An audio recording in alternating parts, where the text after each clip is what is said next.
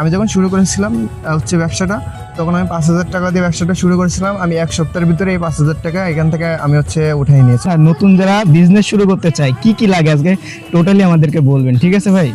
আচ্ছা ঠিক আছে ভাই, যারা হচ্ছে আপনার কফি বাসায় বানাই খেতে চান তাদের উদ্দেশ্যে ভিডিওটা আজকে।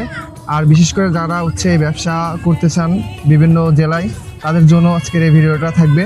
তো ভিডিওটা না টেনে সম্পূর্ণ দেখবেন প্রসেসিংটা। অবশ্যই দেখবে তো ভিডিওটা। প্রথমে হচ্ছে কি আমি কফিটা বানাই, লাস্টে আমি শেয়ার করব এই হচ্ছে বিজনেসটা আপনি কিভাবে করতে পারবেন, কোথা থেকে এই ব্যাগ নিতে পারবেন এবং কিভাবে আপনি কত টাকা পুঁজিতে এই ব্যবসাটা করতে পারবেন।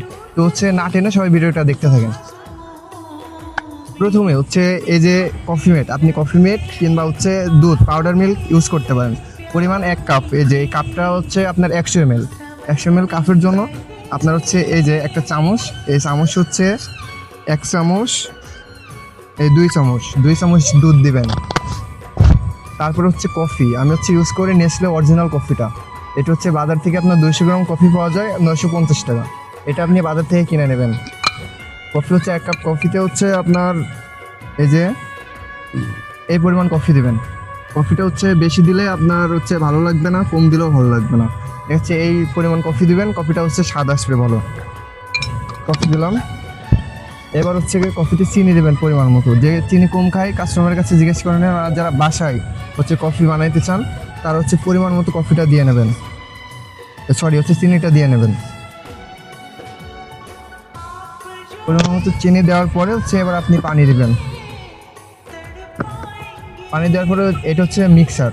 যারা হচ্ছে বাসায় আপনার হচ্ছে চামচ দিয়ে ঘোটেন কফিটা, চামচ দিয়ে ঘুটলে কফি না ফাটলে কফি মজা লাগে না। যে কারণে অনেকেই বলেন যে ভাই আমরা বাসায় কফি বানাই কিন্তু আমাদেরটা মজা হয় না।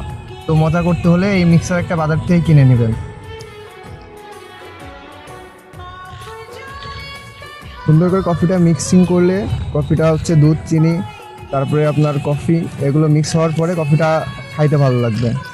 দেখেন কীভাবে মিক্স করছি।